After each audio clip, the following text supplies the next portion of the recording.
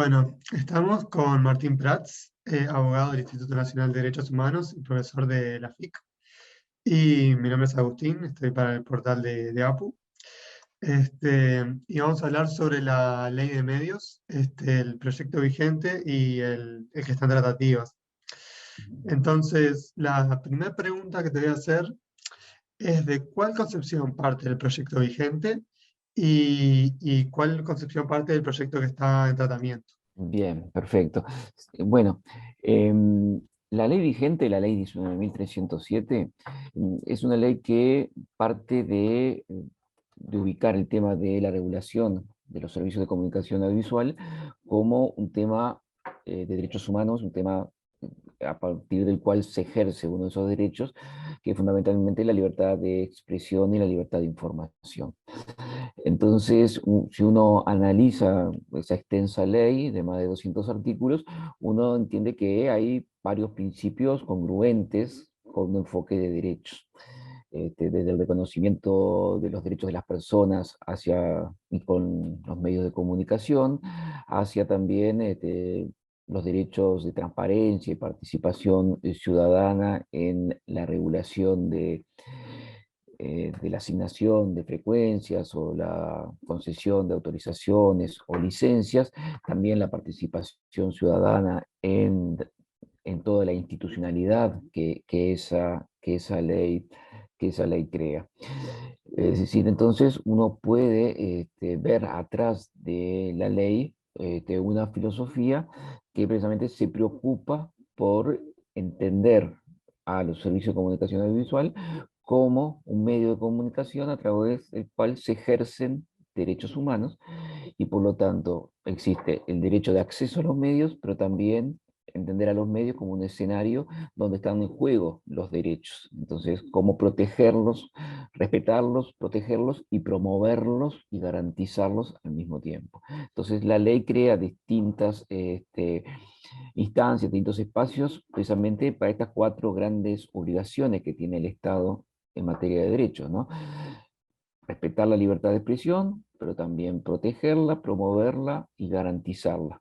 Y no solamente para los propietarios o quienes de los medios de comunicación o quienes detentan las autorizaciones, sino también para la sociedad toda. El nuevo proyecto, es decir, lo que hoy se está discutiendo en el Parlamento, que estaría derogando la ley 19.307, más allá de que en su última versión tiene algunas modificaciones que reconocen derechos a algunos colectivos, está pensado desde otra lógica. Está pensado fundamentalmente desde una lógica de protección al negocio de los medios de comunicación. Es decir, eh, entiende la lógica que hay atrás del nuevo proyecto, es bueno, regular en cierta manera el funcionamiento de los medios, regular cómo se asignan las autorizaciones, las licencias, pero te falta, bueno, la pata de la perspectiva de derechos que te señalaba. ¿Sí? Entonces, está bien que se regule el tema, pero como es un tema de derechos humanos, tal vez una de las principales críticas es que se regularía ahora desde una perspectiva distinta. Que la ley actual y la que se está en tratamiento solo regula a la frecuencia de radio y a la de televisión, que a la prensa no se la regula. Este, Ujú, digamos, no se pone como límites.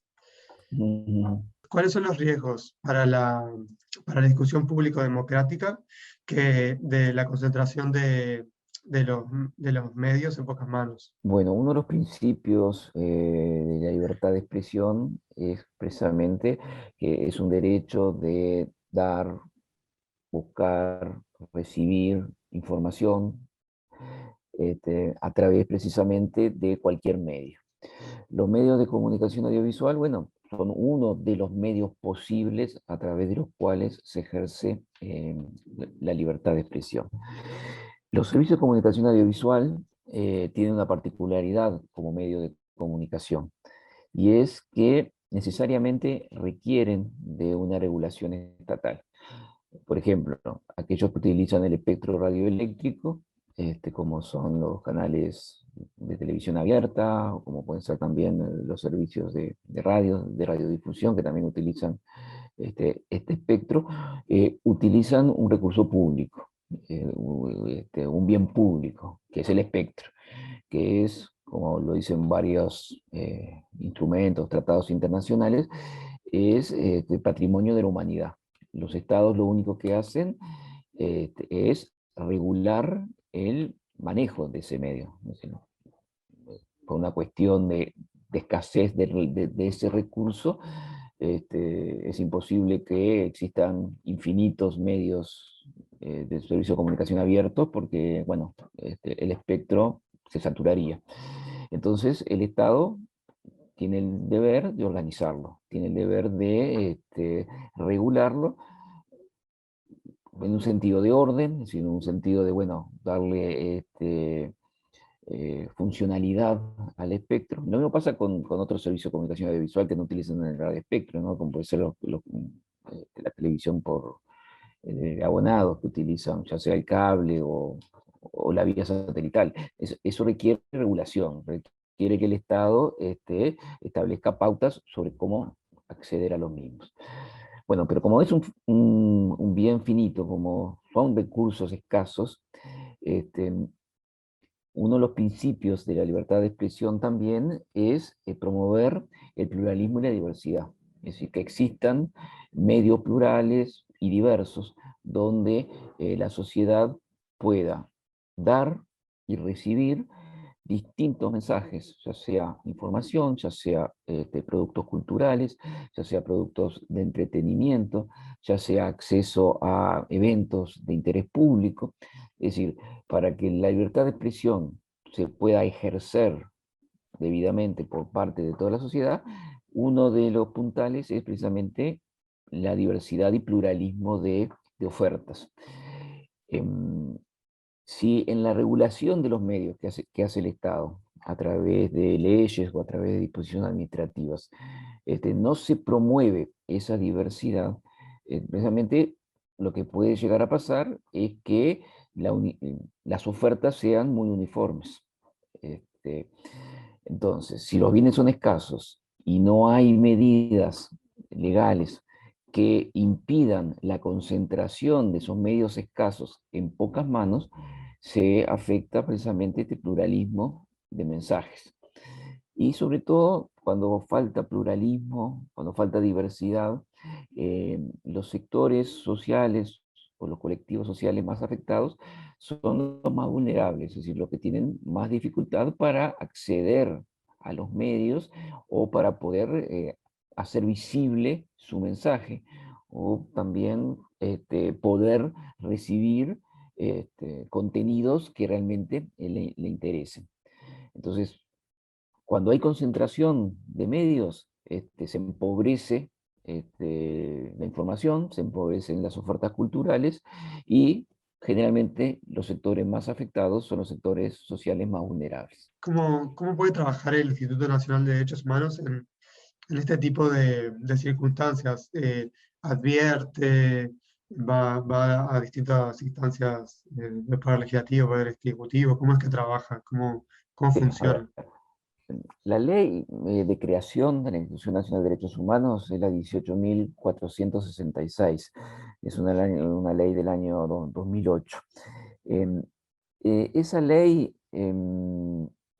la competencia que da a la institución es, bueno, supervisar el cumplimiento, bueno, de los tratados internacionales y la Constitución Nacional en materia de derechos humanos, pero su mandato se limita a un control sobre la gestión que realizan o las acciones que realizan los organismos públicos, las instituciones públicas. Es decir, cuando la vulneración de derechos puede estar dada por un particular o por una persona jurídica privada, este, ahí la institución puede investigar y puede intervenir en el asunto, pero a partir o a través, mejor dicho, del organismo público competente en esa materia. Te pongo un ejemplo, nada que ver con la comunicación para que entiendas. Si una mutualista privada afecta el derecho a la salud de una persona, la institución no puede directamente vincularse con esa mutualista porque es una persona jurídica privada. Entonces lo tiene que hacer a través del Ministerio de Salud, que es el ente público, el organismo público encargado de desarrollar la política pública sanitaria del país. Eso, en principio, entonces pasaría también en temas de medios de comunicación, es decir, la institución eh, puede controlar aquellos medios de comunicación públicos, como puede ser este, la televisión nacional o como puede ser también TV Ciudad, por ser un ejemplo, porque depende de la intendencia, que es una institución pública, pero no a las emisoras de radio y televisión privadas porque son empresas privadas. Pero la ley 19.307, que es una ley posterior a la creación a la ley de creación de la institución, sí le dio competencia a la institución para poder directamente vincularse con los medios de comunicación, tanto públicos como privados.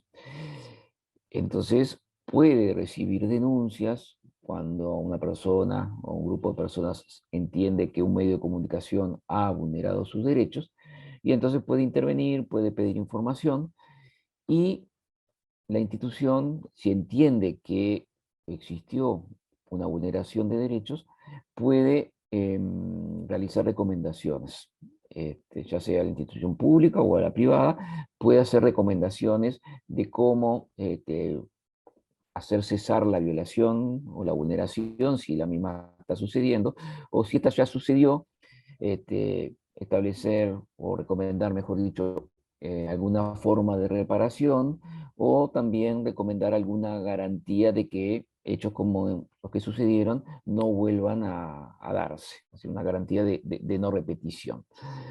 Esta competencia, dada por la ley 19.307, estaría siendo derogada de aprobarse el proyecto de ley que hoy está en el Perdón que Parlamento. te interrumpa. Porque, sí, La 19.307 es la actual vigente de ley de medios. sí, sí, era la ley de Perfecto. servicio de comunicación audiovisual. Entonces, esa ley le dio competencias directas a la institución en este tema y le dio competencia para poder vincularse con los medios de comunicación audiovisual, tanto públicos como privados. La ley que se está discutiendo ahora, el proyecto de ley que se está discutiendo ahora, de ser aprobado, estaría derogando esta competencia especial que tiene la institución. Entonces, con eso se estaría afectando una de las garantías que tienen las personas de exigibilidad de sus derechos frente a los medios de comunicación. No desaparecería la garantía, porque bueno, la institución podría intervenir en estos asuntos vinculándose con los organismos públicos competentes en el tema. Por ejemplo, si es una vulneración de derechos a niños, niñas o adolescentes, bueno, podría vincularse a través del INAU.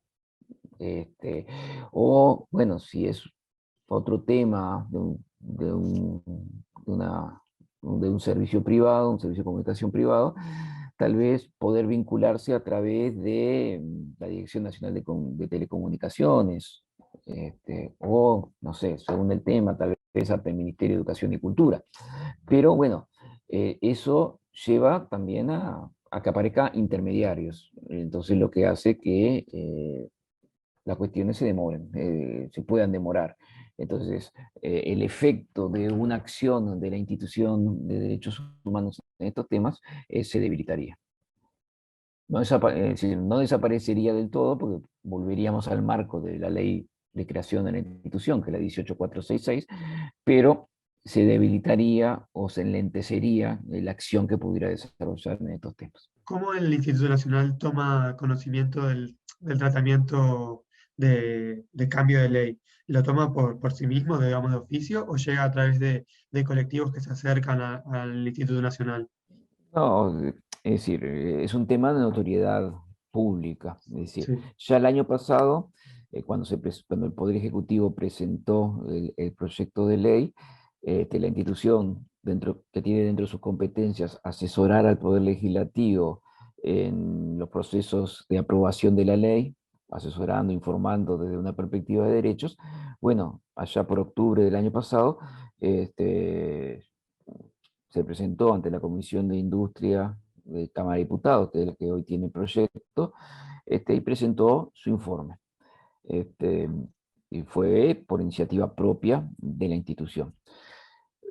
Ahora, recientemente, bueno, también tomó notoriedad pública que el Poder Ejecutivo había remitido a esta comisión modificaciones al proyecto original.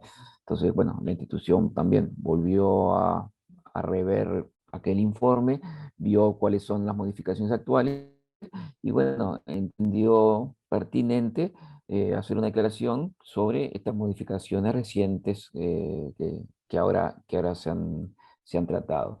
Ha actuado, entonces, por iniciativa propia y de acuerdo a sus competencias de la ley 18466. Lo que no quiere decir que capaz alguna organización o alguna persona entiende que la institución tiene que pronunciarse en este o cualquier tema, puede hacer la denuncia puntual y entonces ahí la institución la estudiará y si ve que es admisible, bueno, lo toma como una denuncia de un particular y también investiga. Ujú. me quedo pensando cómo puede actuar la sociedad ante, por ejemplo, las advertencias de la universidad, las advertencias del Instituto Nacional de Derechos Humanos y que el gobierno, el poder legislativo en su mayoría, sigue tomando una decisión que se entiende que no, que debilita, digamos, voy a hacer una generalización capaz, pero debilita la democracia, para Ujú. resumirlo. ¿Cómo se puede actuar si se está eh, violando de alguna manera tratados internacionales que Uruguay se ha suscrito, ese tipo Sí, de... sí. A ver, las potestades que tiene la institución eh, llegan hasta el nivel de recomendación. Es decir, la institución no es el poder judicial que pueda obligar al Estado o a un particular a hacer o dejar de hacer algo. Eso es una cuestión de competencia exclusiva de la justicia, del poder judicial. La institución es un órgano cuasi jurisdiccional, es decir, recibe también denuncias, las investiga y si, o también de oficio puede también actuar cuando ve que puede existir alguna vulneración de derechos. Si entiende que sí, que existió o existe una vulneración de derechos, la institución, a través de una resolución expresa, hace recomendaciones a los organismos involucrados. Pero esas recomendaciones no tienen valor jurídicamente vinculante, es decir, no obligan.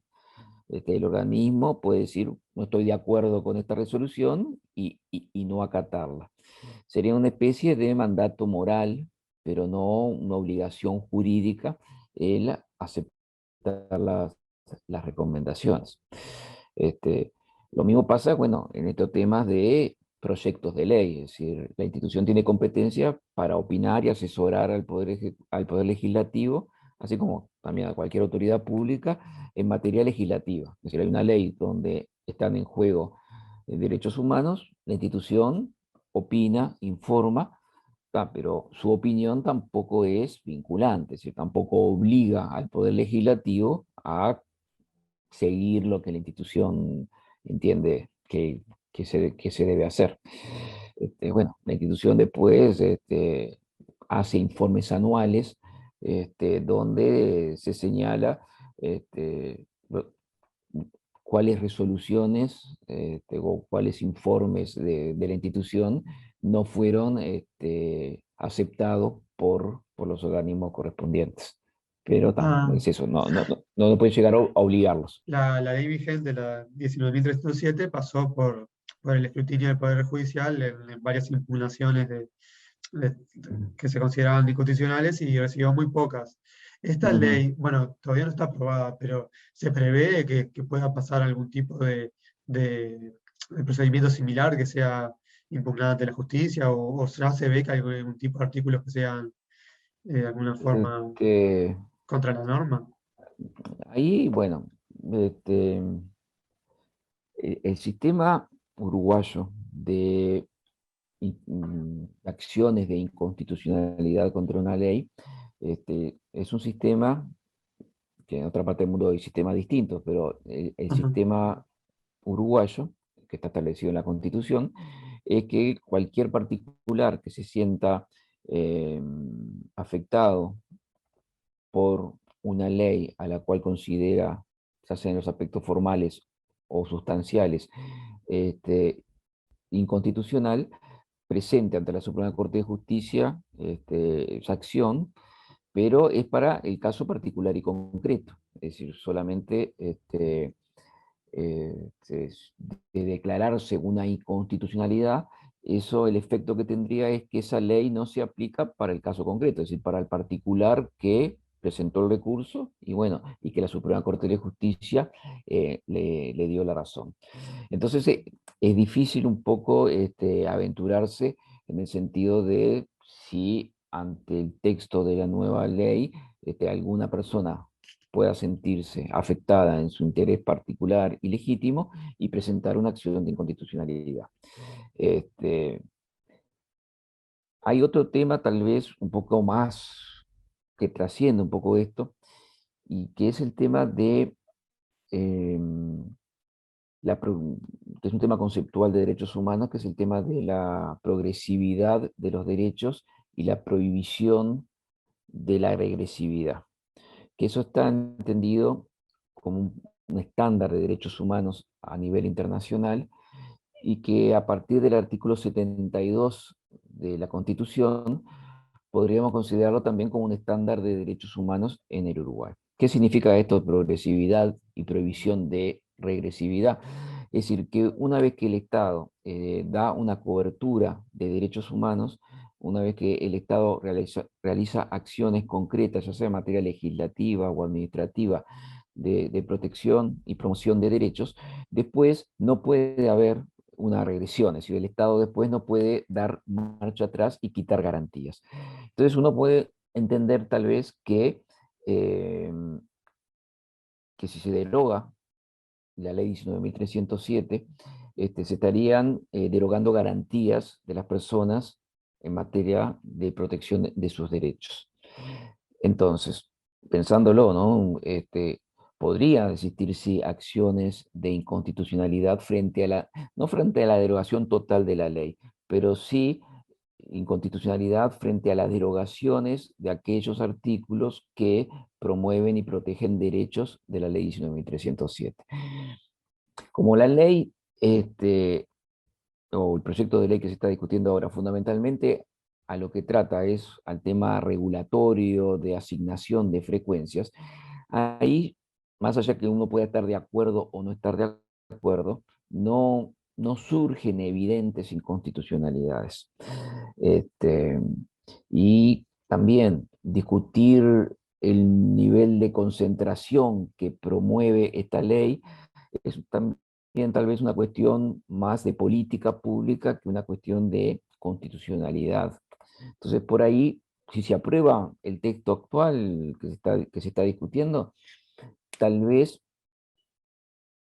habría que repasar, ¿no? Artículo por artículo, pero no se evidencian inconstitucionalidades grandes.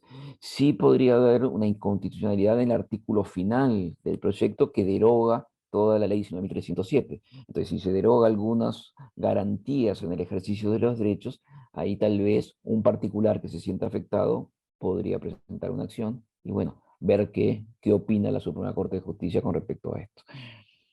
Claro, en esa instancia, de cualquier manera, solo aplicaría para el particular que ejerza Claro. la Sí, denuncia. sí, sí. Ok. Claro, también puede haber una catarata de acciones, es decir, Sí, si una persona gana, después otros que están en situación similar también presentan, ahí pesa la jurisprudencia, entonces mientras la integración de la Corte sea la misma, puede haber sentencias anticipadas, o sea, sentencias más rápidas, y eso muchas veces en nuestro país, cuando hay una catarata de acciones de inconstitucionalidad, frente a una ley y todas salen favorables, eso muchas veces lleva a que el Poder Legislativo termine Reviendo la norma. derogando reviendo, derogando o modificando esa norma que la Suprema Corte está señalando como inconstitucional. Pero bueno, no sé, Sí, es un camino largo eso y sí, es un camino largo y además es aventurarse mucho porque, bueno, uno puede tener algunas opiniones con respecto a ciertas inconstitucionalidades, pero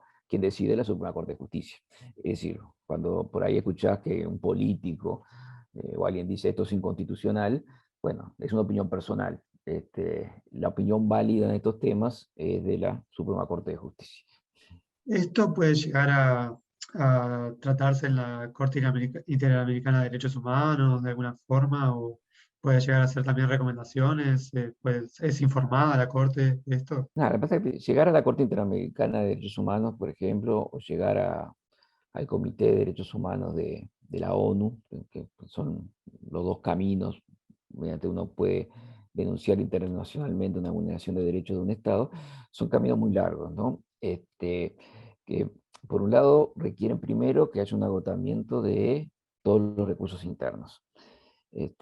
Después tiene que haber una vulneración evidente de una disposición de algún tratado internacional de derechos humanos. Entonces, bueno, este, y bueno, en el caso de la Corte Interamericana, más primero tiene que pasar por la Comisión Interamericana, que es un órgano más consultivo, que hace dictámenes, pero no son dictámenes vinculantes, que también entienda que hay vulneración o no. Entonces, este, yo no sé si en este tema específico es un tema para una denuncia internacional en ese sentido. Claro, como vos Sí, me decías, los límites muy difusos no permiten sí. que sea Ujú. tan claro como para tomar un camino Ahí así. va. Claro, entonces, porque además tiene que haber una vulneración concreta de un derecho de una persona. Es decir, denuncias en el ámbito internacional ante la Corte por una ley, así tratado de manera abstracta, no hay. Es decir, es cuando esa ley se aplica a un caso concreto que está vulnerando el derecho de una persona o un grupo de personas. Por ahí sí. Pero igualmente, en los sistemas de protección internacional de derechos humanos hay otras instancias, tal vez de no tanto peso, como pueden ser los órganos o los tribunales de justicia internacional, pero que también pueden opinar y pueden hacer recomendaciones al Estado, como puede ser la Relatoría para la Libertad de Expresión, tanto de la ONU como de la OEA, o también organismos subregionales que puedan existir, donde, bueno, puedan existir foros donde se planteen estos temas. Mm. Eh, no quiero quitarte mucho más tiempo, pero quizás la última pregunta. Eh, creo que el relator, o bueno, es una pregunta con dos partes en realidad. Creo que el relator para la libertad de expresión se expidió sobre este tema, ¿no? De la ley de medios. No tengo muy presente, pero me suena haber Mm, escuchado algo. eh, no, lo que pasa es que hasta el año pasado el relator de la OEA, el relator especial de libertad de expresión de la OEA, era Edison Lanza, que es un uruguayo, que bueno, cesó por el término de su mandato y bueno, ya desde el año pasado no lo es. Y él ha opinado, ahora que está viviendo en el Uruguay, él ha opinado sobre este tema y las críticas que hace un poco van en la línea que yo te señalaba. En su momento, cuando era relator, también participó en distintos foros eh, manifestando la inconveniencia de la derogación de la ley 19.307. Pero son informes o opiniones que ha brindado a través de alguna entrevista que se le ha realizado. Ujú. Bien, y quizás la última pregunta, si compromete demasiado, me parece que no la puedes responder, pero hay señales del sistema político, particularmente, sobre todo desde Cabildo Abierto, como de desconocimiento del Instituto Nacional de Derechos Humanos y de otras instancias de derechos humanos Ujú. internacionales, calificándolas Ujú. como de totalitarias, una cosa así. Eh, que, ¿Cómo lo ven desde incluso creo que el director actual, o al menos el encargado político del Instituto Nacional de Derechos Humanos es por parte de Cabildo Abierto actualmente? ¿Cómo es esa relación? No sé si me puedes hablar de eso.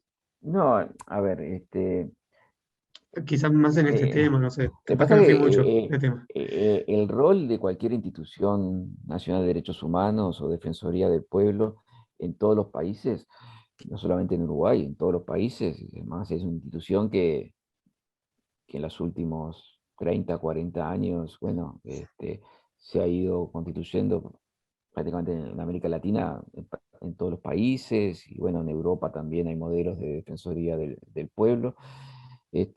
Su función es observar a los estados y a las instituciones públicas cuando éstas cometen vulneración a los derechos de las personas. Entonces, su función es incómoda para los estados y es una función incómoda fundamentalmente para los gobernantes. Es decir, a ningún ministro o ningún presidente o ninguna autoridad pública le gusta que lo señalen como que está vulnerando un derecho. Entonces, bueno, todas las instituciones de derechos humanos de todo el mundo reciben muchas críticas por parte de los gobiernos de turno.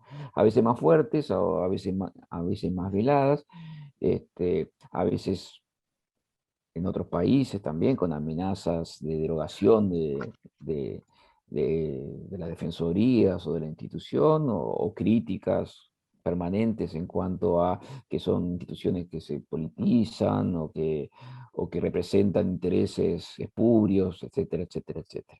Bueno, entonces es lógico también que esas críticas que se han dado en todas partes del mundo también se den en Uruguay cuando algunas autoridades se sientan molestas por una resolución de la institución.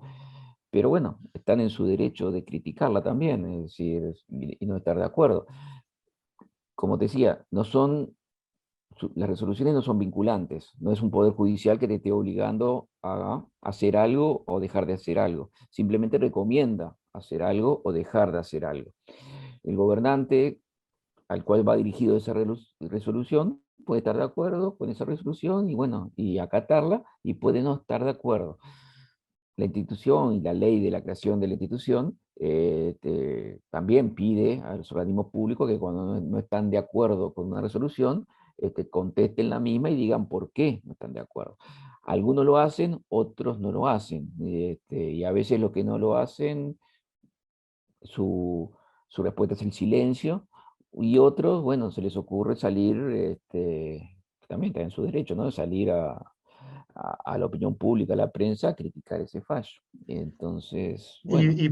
Perdón, y para cerrar, en particular sobre estas recomendaciones o estas advertencias que hace sobre la ley de medios, Sí. ¿ha contestado con silencio el gobierno Sí, no, o sí, por ahora nada, por ahora no ha habido ninguna respuesta oficial y tampoco yo he visto referencia? Claro, ningún en la, comentario público a través de la prensa sobre esta opinión que ha tenido sobre este tema. Es decir, cuando fuimos a la comisión el año pasado a presentar el informe, hubo un intercambio amable de opiniones. Algunos legisladores de la comisión manifestaban que no estaban de acuerdo con lo que nosotros decíamos. Bueno, pero bueno, está para eso, ¿no? La institución está para informar y también intercambiar opiniones con quienes después toman las decisiones.